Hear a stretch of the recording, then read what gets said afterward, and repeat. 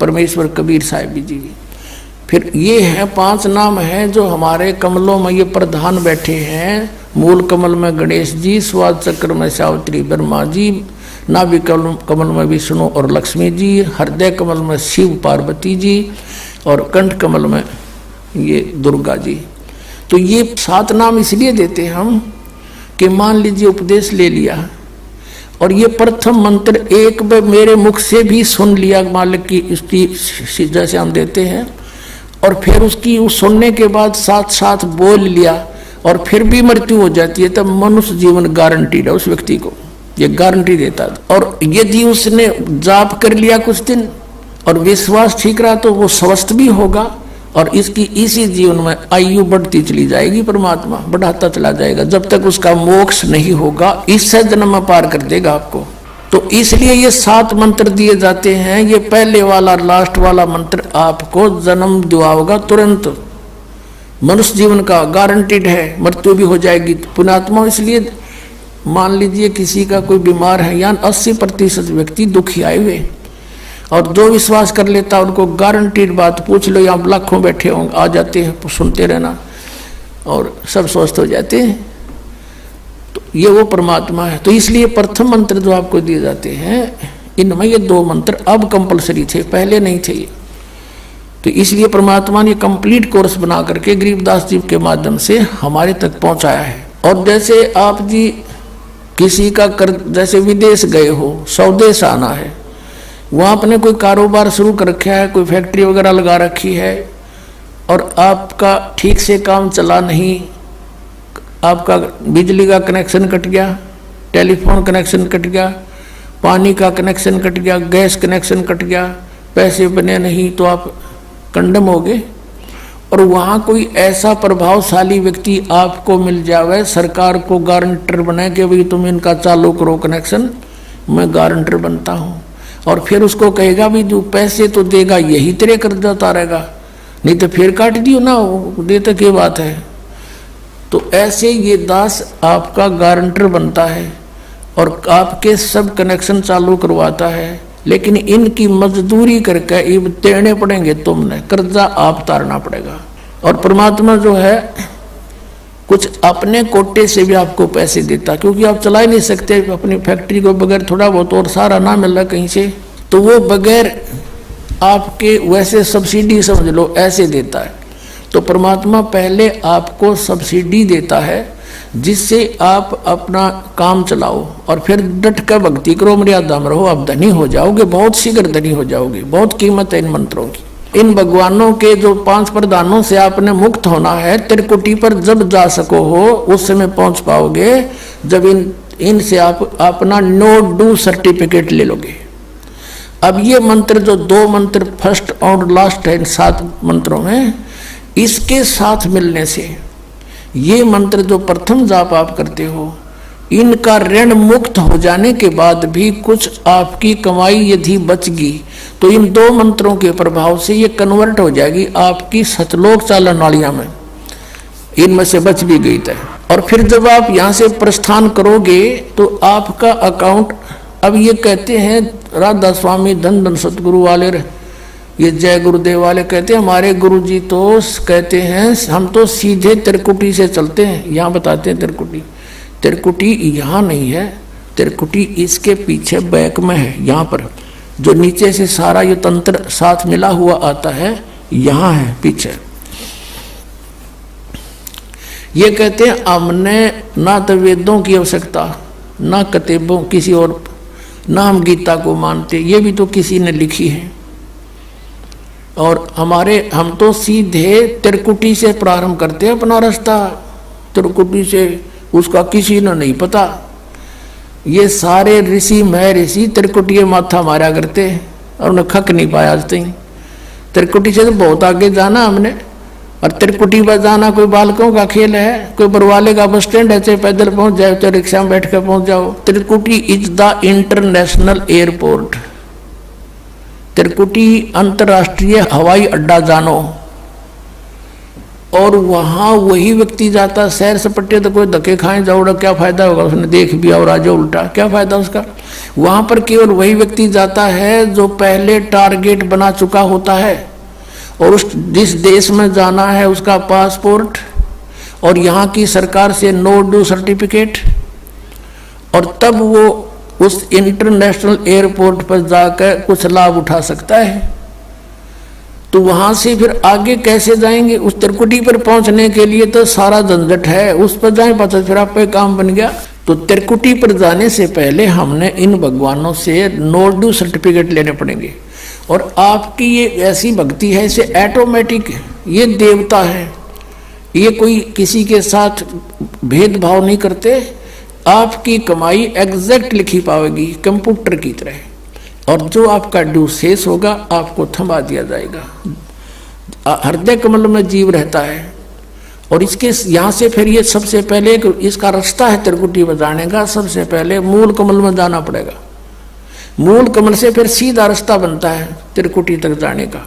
उससे पहले गणेश जी के लोक में से गुजरना पड़ेगा। उसका एक जैसे बैरियर होते हैं प्रत्येक बॉर्डर पे, यहाँ ऐसे बैरियर हैं।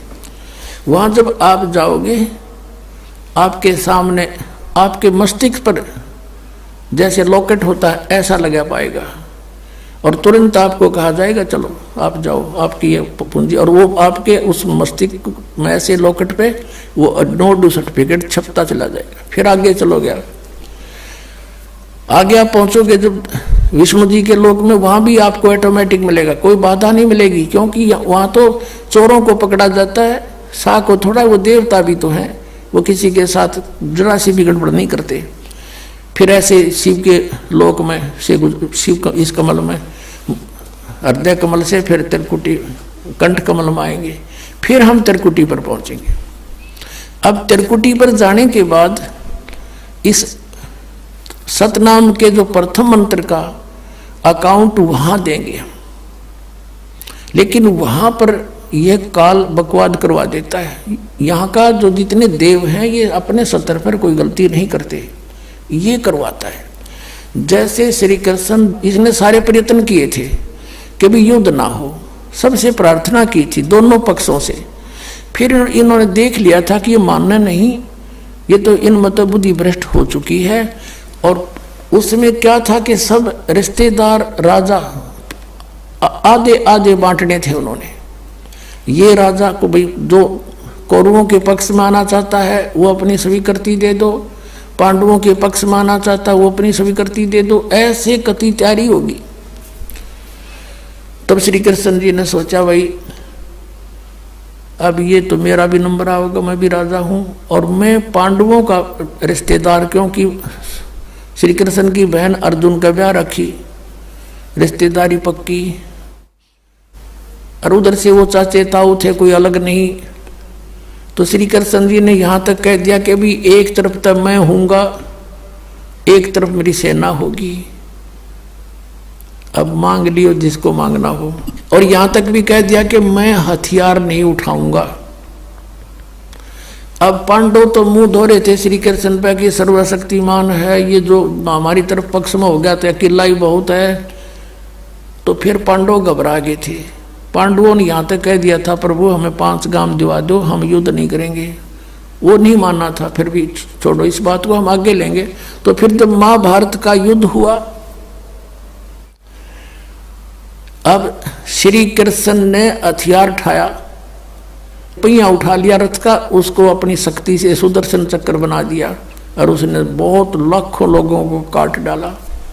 अब ये अपने सतर पर गलती नहीं करते ये देवता, जब तक ये न्यूट्रल रहते हैं।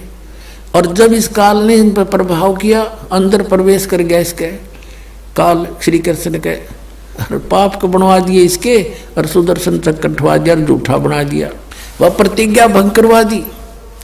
ऐसे ये त्रिकुटी पर जाकर चाल चाल है, यहां तक नहीं बोलता ये।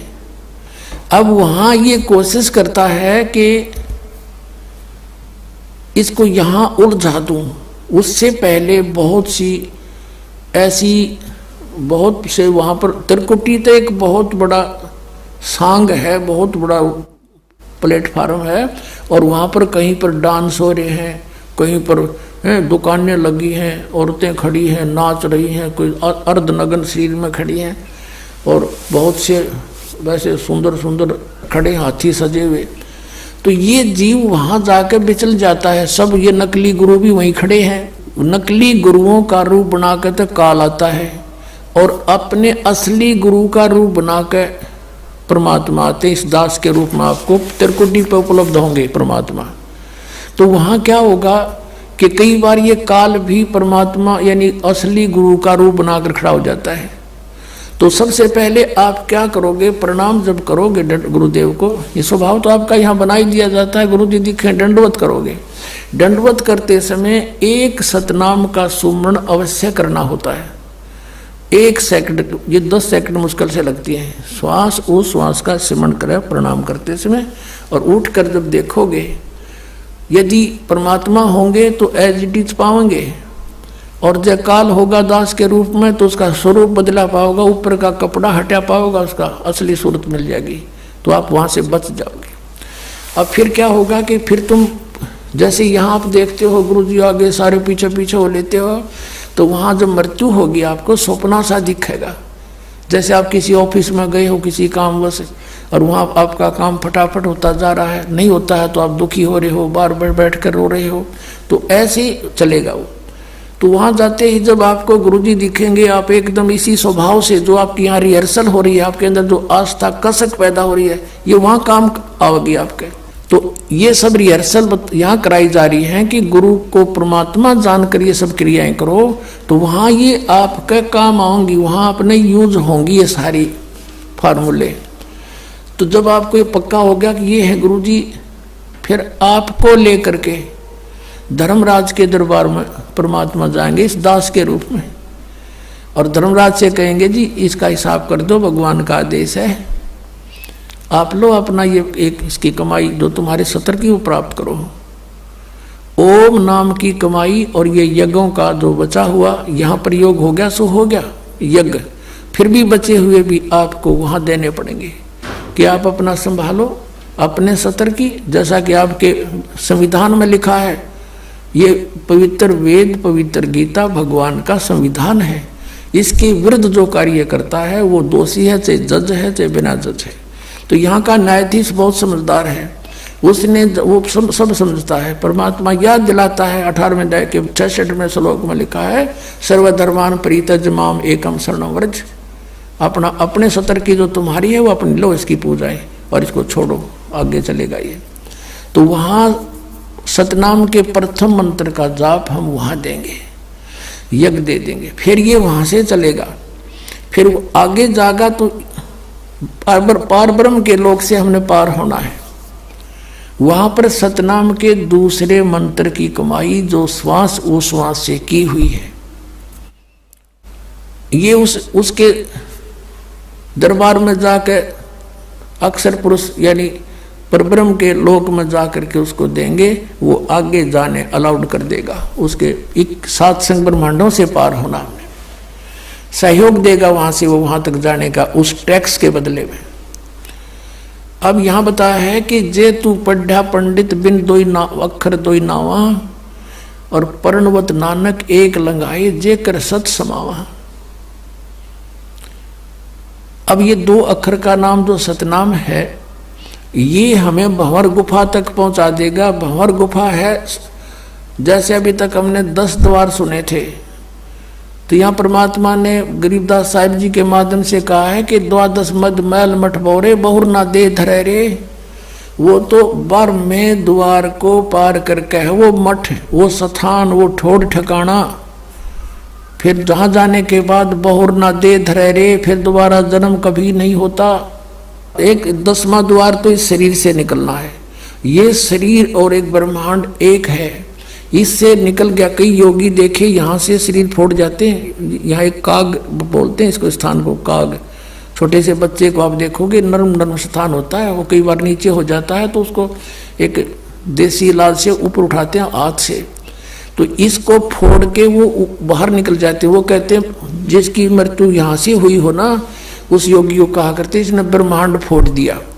ब्रह्मांड फोड़ दिया, केकला तोड़ दिया।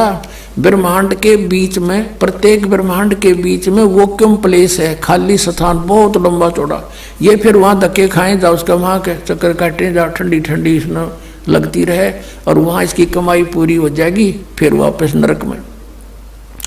और फिर 21 ब्रह्मांड का भी एक ग्रुप है, चारों तरफ से एक अंड आकार है, और 21वें ब्रह्मांड का कनेक्शन जो है उसके चारों तरफ भी फिर खाली स्थान है, और वहाँ से सीधा एक 11वां द्वार है, वो अक्षर पुरुष के लोक में प्रवेश होता है, 7 संघ ब्रह्मांडों का। वो 7 संघ ब्रह्मांड भी चारों तरफ से एक तरफ बंद हुए हैं, पैक हैं, और बीच में अलग अलग डिवाइड हैं, वो अलग है। तो जब 11वें द्वार को पार करेंगे तो उसमें प्रवेश कर जाएंगे अक्षर पुरुष के लोक में। और 12वां द्वार जब है अक्षर पुरुष का, जो 12वां द्वार है अक्षर पुरुष के लोक से सतलोक में जाने के लिए पहले बीच में एक और स्थान है जो गुफा टाइप है, और उसको ऐसे गोल आकार है, वो ऐसे जाएगा ऊपर को। तो वहां जब हम 12वें द्वार पर खड़े हो जाते हैं, इसका जो अक्षर पुरुष का चारों तरफ से जो बंद है उसके पारदर्शक है वो, वहां से सतलोक दिखाई देता उस आत्मा को जिसके पास सार नाम की कमाई है। अन्य को नहीं दिखता, अक्षर पुरुष के लोग व्यक्तियों को नहीं दिखता, वहां के प्राणियों को नहीं दिखता, तो वहां से फिर वो दिखाई देता है। अब जैसे नानक साहब ने कहा कि एक छुड़ावे एक लखावे, यूं तो छुड़ाओगा कालते सतनाम का पहला मंत्र ओम, और वो जो दूसरा मंत्र है वो लखावेगा, वहां जाकर एंड पे बैठा देगा, और वहां से आपको सतलोक दिखाई देगा, पार नहीं हो सकते। सार नाम है जिसके पास, तो फिर वो आगे उस भंवर गुफा से पार करके और फिर आपको 12वां द्वार पार करके तब परमात्मा का वो मठ है, वो स्थान है, सतलोक है, जहां जाने के बाद साधक फिर लौट के कभी संसार में नहीं आते। तो इस प्रकार ये अर्थ तो ये था 18वें अध्याय के 66वें श्लोक का। ये बालक के जाने, संस्कृत के जानने वाले विद्वान पाक रहे थे, इनको कख नहीं पता था, अनृत कर डाला इस अनमोल सदग्रंथों का।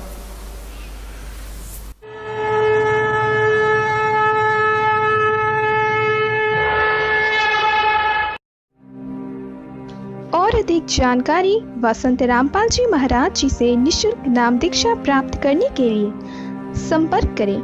हमारे संपर्क सूत्र है 8222880541 8222880542। आप नीचे स्क्रीन पर दिए गए हमारे अन्य नंबरों पर भी संपर्क कर सकते हैं। विजिट करें हमारी वेबसाइट पर। हमारी वेबसाइट है www.jagatgururampalji.org।